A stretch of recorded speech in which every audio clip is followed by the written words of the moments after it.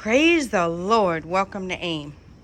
Guys, I had a request for a video about the doghouse build. So I am not the expert, but we have had 3 doghouses built, and I can tell you some things that have been challenging about the dog houses, right? And give you some tips on what to do and what not to do, from what we've learned.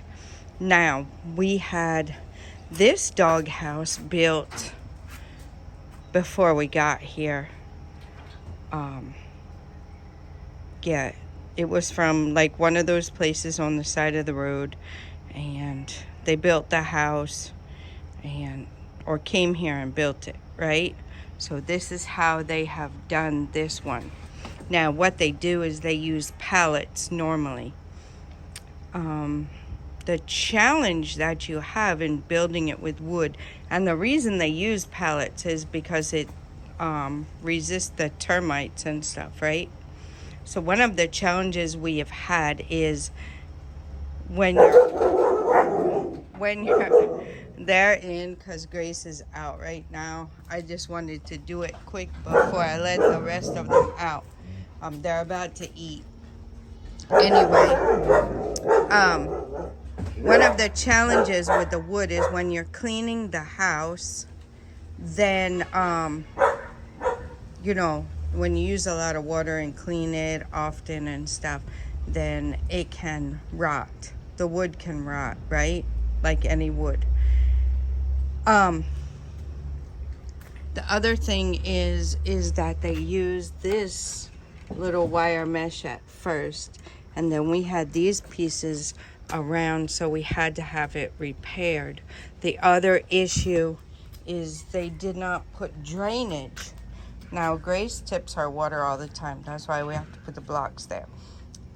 They didn't put drainage in the flooring, so when you wash it, then the water also sits there, right?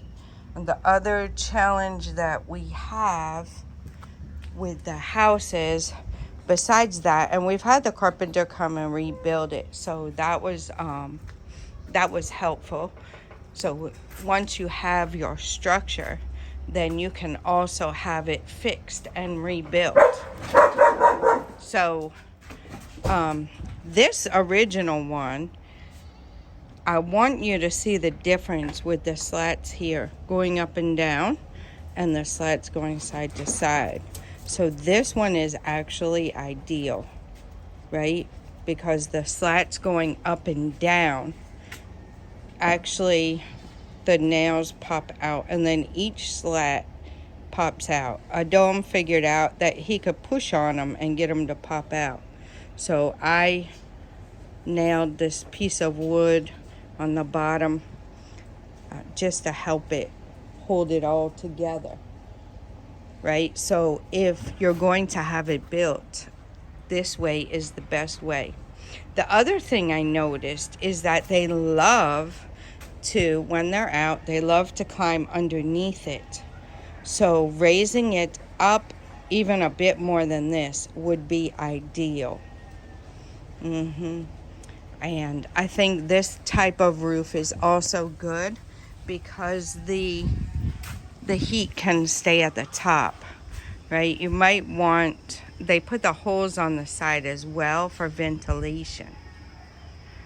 Okay, so these other 2 were built later on, and this was actually the most recent one, and the same carpenter built both. So I don't know why he did the slats like this on this side and up and down on this side. I'm not really sure. I guess so the wood would fit better probably, so we wouldn't have to piece the wood. You see here the length of the pallet, so they had to piece it, right? So it all depends on what you're looking for and what you need.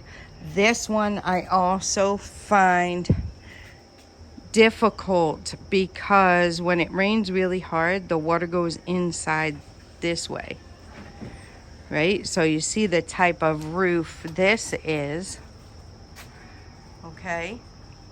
You see that type of roof as opposed to this type. So I think this type is better. And you see you have the window here, which actually is better than this side, right? And you have the overhang of the roof. So I think this style roof is much better.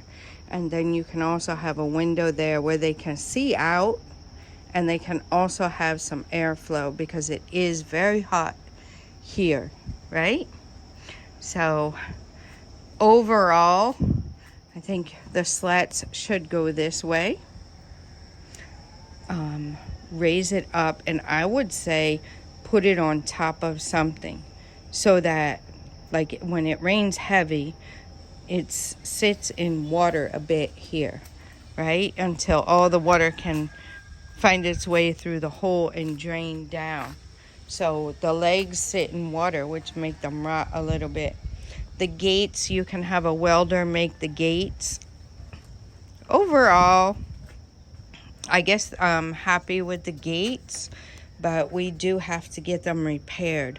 The other thing that I would say is that get some of this kind of fencing put on the gate. Don't have the big hole like that because they have gotten their head stuck in the hole. They tried to get their head out. Even Peace got her head stuck in that bottom one. We needed to use a car jack and open it up to get her head out. And this has been repaired because she got her head stuck in it last time in a little hole over there, like that one. But it was over here, and then she got her head stuck in it.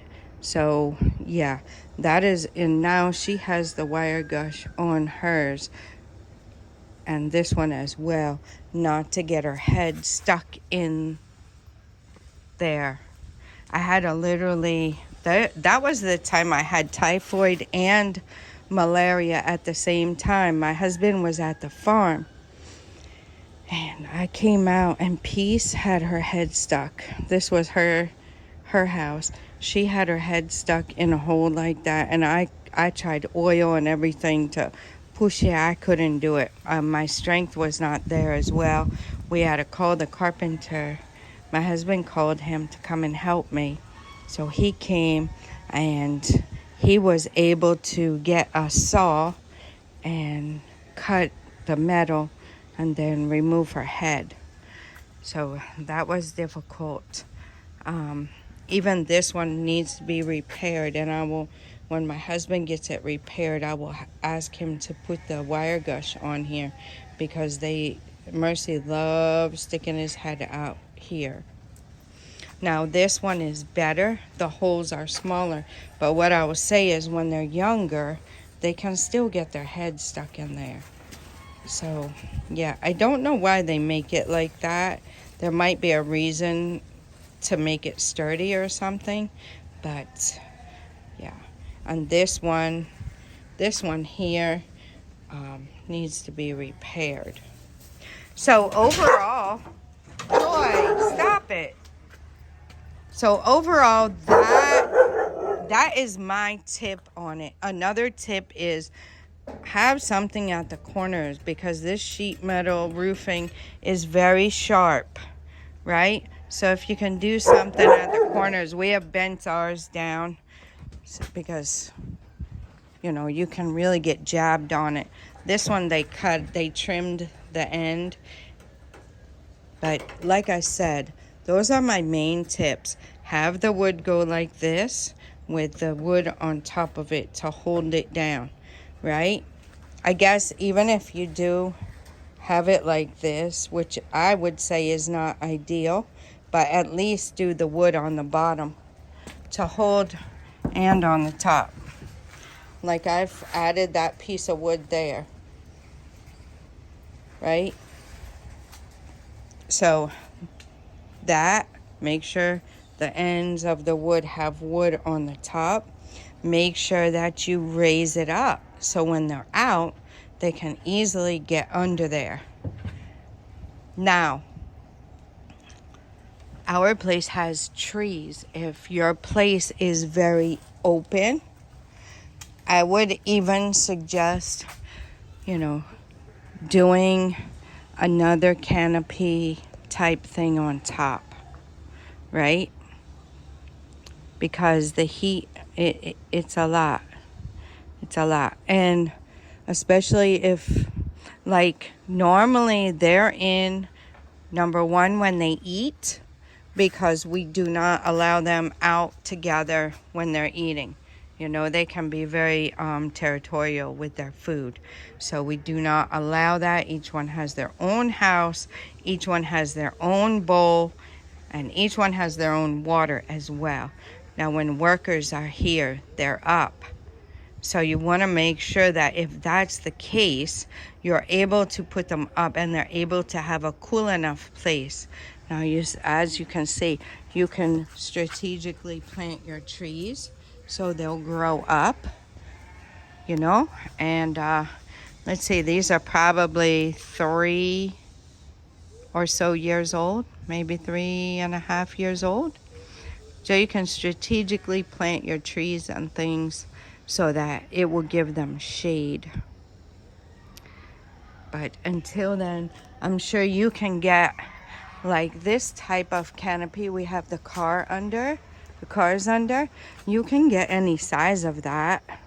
Might be a little high, but it would be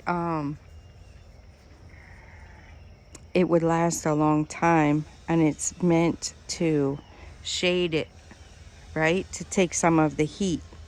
So that's why we have it for the cars. I would guess you could do something small like that. You could even get, like, let's say you had it under the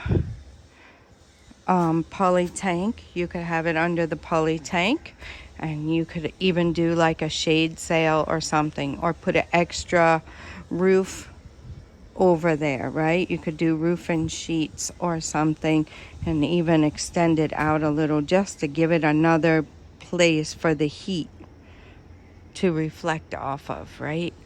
Make it a little cool for them. So that is my take on the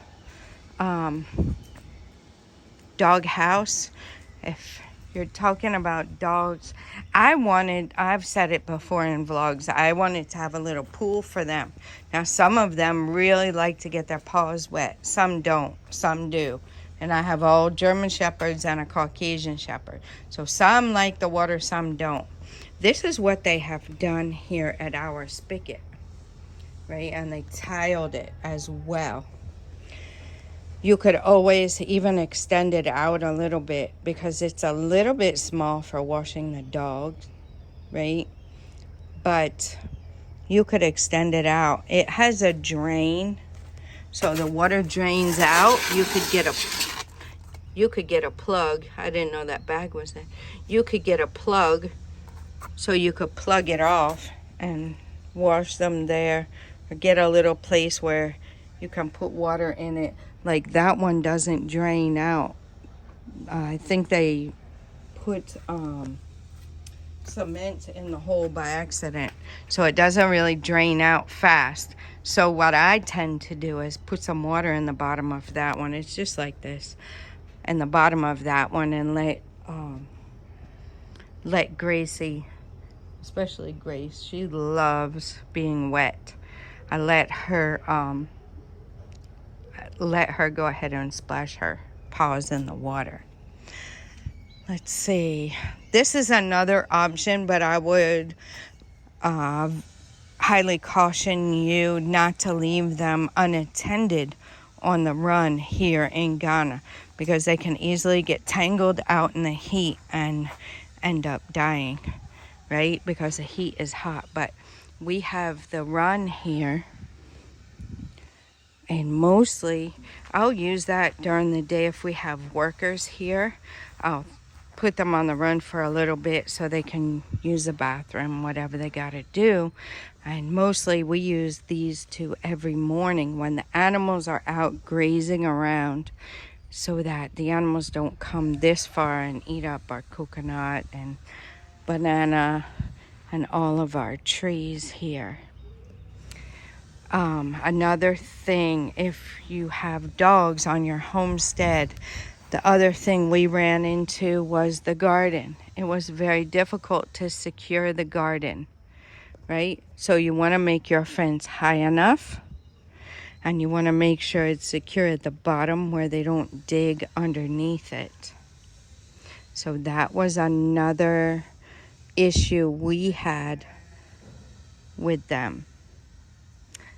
And digging, right? You just have to see if you have a digger or not. I have one digger who really loves to dig, so I try to be careful of that. They like to dig any place that is fresh. So when they put the borehole in and had the pipe there, they liked digging the pipe. And the pipe is not down deep. It's not, they don't bury it down deep. It's like surface level, just barely cover it. So that's where the pipe is. And they were digging it, and I had a hard time with that. We had to bring all these old blocks here and cover it. Yeah. So now we don't have problems with them digging our borehole pipe. So those are some of the challenges we had with the dogs. So hopefully that will help. Hopefully the doghouse information will help. Shout out to Sincerely Michelle again. Thank you for that idea. And you can get any carpenter. If your carpenter is good, you can get a carpenter to build it. You can look up the design you want. If you want to show this video, you see the difference. This does not have an overhang much at all, right? And this has an overhang.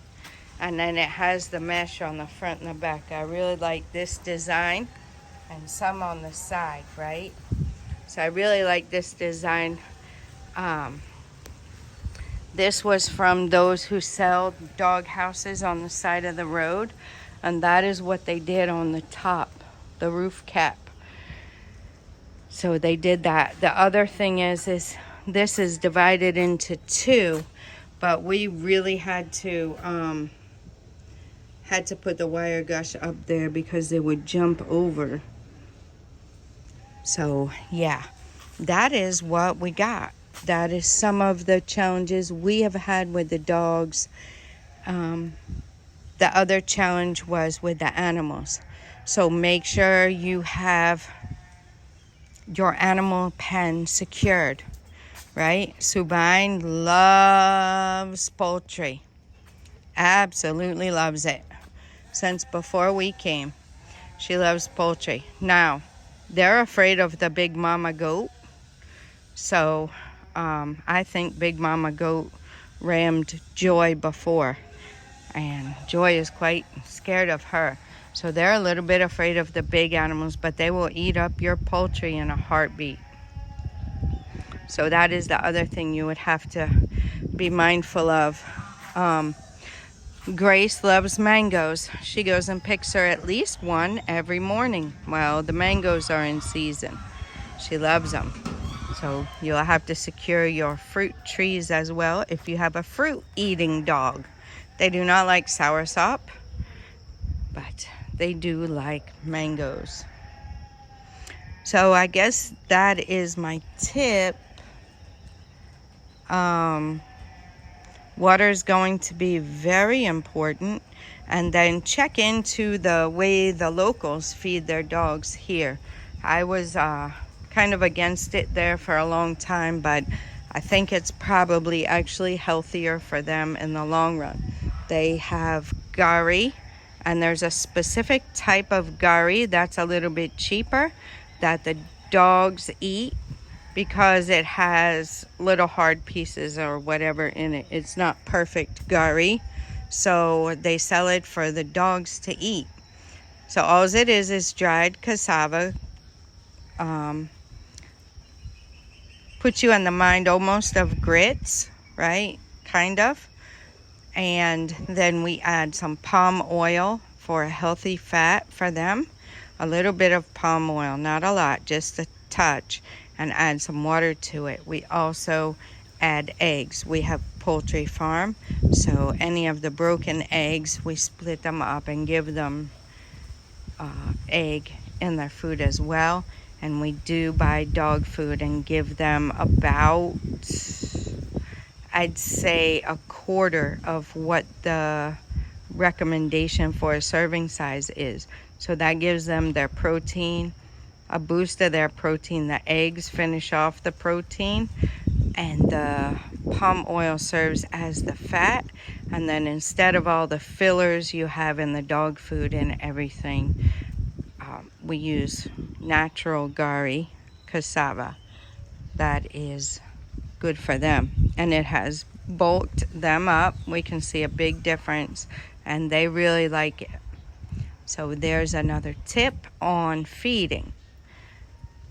Vets, you want to make sure you really vet your vet, right? You want to make sure you have a good vet. It's very important. We have lost dogs since before we came, and since we got here we lost a dog, but we have found a very good vet and are very pleased with the vet now. So you want to be careful with when you're choosing your vet, right? I think they do have government vets as well, but you still have to do your due diligence. And yeah, so that is that. So I guess that's all I got for you. This is a good, I guess, good video. Dogs. We did not ship our dogs, right? A lot of people ship their dogs. We did not. We bought all of our dogs here in Ghana.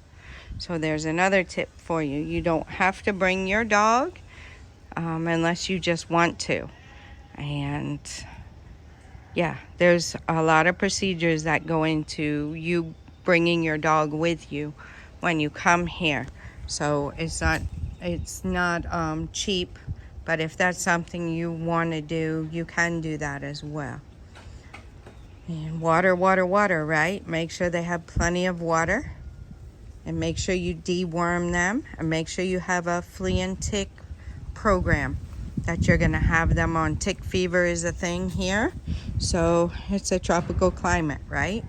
So yeah, prevention is better than cure. Cure is quite expensive. So prevention, right? So you'll want to have them on the deworming schedule just like you would in the States. Rabies shots, everything that they need yearly. And that's about all I think I can think of at this point as far as having dogs here in Ghana. So I hope you enjoyed this video. I hope it was informative for you. I hope I don't get a bunch of negative comments about the dogs being in their houses. But anyway, you guys know. You guys who are regulars here know. And yeah, so there you have it. Thank you for the idea, and I hope it was beneficial. Till next time, God bless you.